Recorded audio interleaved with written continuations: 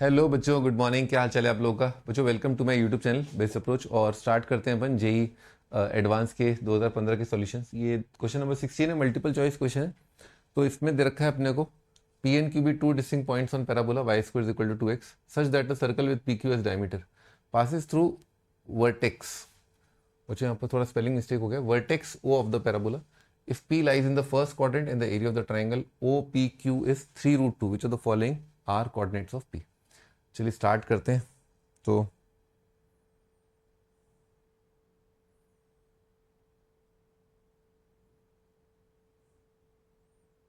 हम्म तो ओके, तो हल्का हल्का, अरे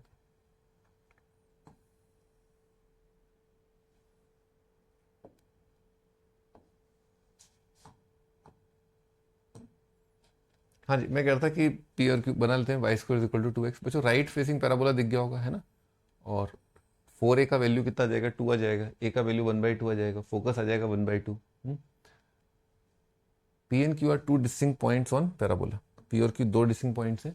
circle with P Q as diameter passes through vertex.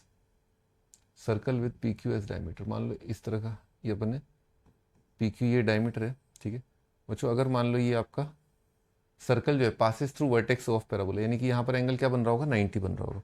बात क्लियर हुई क्या? फिर बात क्लियर है अपने को। यहाँ पर एंगल क्या बन रहा है? 90 एंगल यहाँ पर बन रहा होगा। If P lies in the first quadrant, P first quadrant दे रखा है, area of triangle O P Q, है ना भाई? समझ में आ रहा है? डायमीटर ये पता ही होगा अपने को। एंगल इन सेमी सर्कल कितना होता है? 90 होता है, ठीक है। P lies in the first quadrant, triangle O दे रखा है ना, ओपी क्यू, ठीक है। ओरिजिन बच्चों ये ओ है, ठीक है जी। बच्चों आपको अगर थोड़ा सा याद हो रिजल्ट, नहीं तो मैं डिराइव भी कर दूंगा कि अगर मान लो ये पॉइंट पी जो है इसका पैरामेट्रिक कोऑर्डिनेट है ना, 80 स्क्वायर 81 स्क्वायर 281 है, ठीक है। 81 स्क्वायर और ये है आपका ए टी टू का square, a t two square और 2a T2 है, ठीक है। और बच्चों ये एंगल 90 है यहाँ पर, यानी कि chord P Q subtend 90 degree at vertex. तो कंडीशन होता है T1 T2 होता है -4, ठीक है। बहुत ही सिंपल रिजल्ट है, ठीक है। इसका स्लोप देख लो, m1 m2 -1 करना है। इसका स्लोप कितना आ रहा है? y/x आ जाएगा, यानी कि 2/T1, है ना? 2/T1 ये इसका स्लोप। और दूसरे वाले का स्लोप कितना आएगा? 2/T2, ठीक है। 2/T2 और m1 m2 कितना कर दिया? -1 आता हुआ दिख गया। T1 T2 -4, ठीक।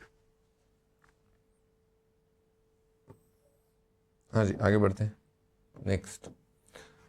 हाँ जी, अब अपने को एरिया ऑफ ट्राइंगल लिखना है और उसकी वैल्यू 3√2 करनी है। ट्राइंगल का एरिया अपन हाफ मॉड डिटर्मिनेंट से लिख लेते हैं। तो half of mod of determinant, ठीक। और ये वैल्यू कर दी अपन ने 3√2। इसमें 1 1 1 पहला पॉइंट है ना, एक तो जीरो है। अगला पॉइंट है ना पी और क्यू, तो ए टी वन स्क्वायर, अभी तो T1 T2 में जो रिलेशन है उसको बाद में यूज कर लेंगे। 2a T1 a T2 square 2a T2, ठीक है ये है। हाँ जी, यहीं से खोल लेते हैं, मल्टीप्लीकेशन देखते हैं।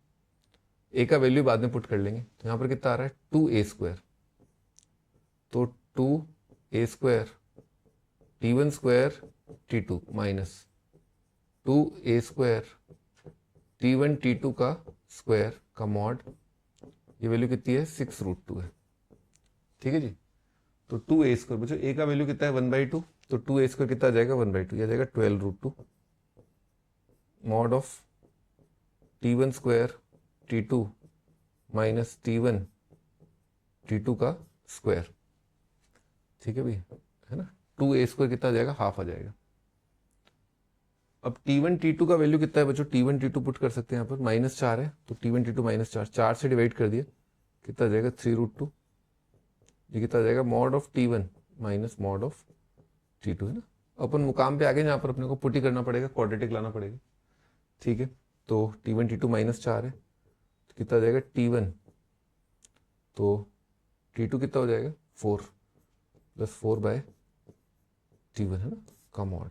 भाई T1 अपना पॉजिटिव है, इसीलिए अपन मॉड को जो है खोल सकते हैं, क्योंकि यहाँ पर अपने को पता ही होगा कि यहाँ पर जो पैरामेट्रिक पॉइंट T होता है पॉजिटिव होता है अपर हाफ में, और लोअर हाफ में T जो है वो कितना होता है? नेगेटिव होता है। तो यहाँ पर वाई कोऑर्डिनेट इसीलिए नेगेटिव आ जाएगा बिलो एक्स एक्सिस। मॉड को खोल सकते हैं प्लस साइन के साथ। तो क्वाड्रेटिक बन रहा है यहाँ पर भाई। T1 स्क्वायर -3√2t1, ठीक है, और कितना आ जाएगा +4 इज इक्वल टू 0। ठीक है भाई, रूट निकाल लेते हैं इसके, तो कितना आएगा -b ± अपॉन 2 है ना, इसका स्क्वायर -b² -4 इसी बच्चों 18 -16 है ना, 18 -16 कितना आ गया 2 आ गया, ±√2 आ रहा है। तो भाई 3√2 +√2 करोगे तो कितना आएगा 4√2, 4√2/2 कितना हो जाएगा 2√2, ठीक है। 3√2 -√2 कितना आएगा 2√2/2 कितना आ जाएगा √2। तो ये आपके t1 की वैल्यू आ रही है, बिल्कुल सही है, दोनों में कोई दिक्कत नहीं आ रही, ठीक है। तो भाई अपना आंसर जो है कोऑर्डिनेट्स ऑफ p है ना, ये अपना कोऑर्डिनेट है at²। तो at² करेंगे तो मेरे ख्याल से x कोऑर्डिनेट तो रैशनली आएगा दोनों केस में, और y कोऑर्डिनेट को चेस कर लेते हैं। तो y कोऑर्डिनेट कितना है 2a, इनफैक्ट 2a कितना आ जाएगा 1, तो t1 ही है, यानी कि y कोऑर्डिनेट 2√2 या √2 आएगा। तो ये ऑप्शन गलत हो गया, ये ऑप्शन गलत हो गया ना, ठीक है। डबल चेक कर लेंगे बाद में।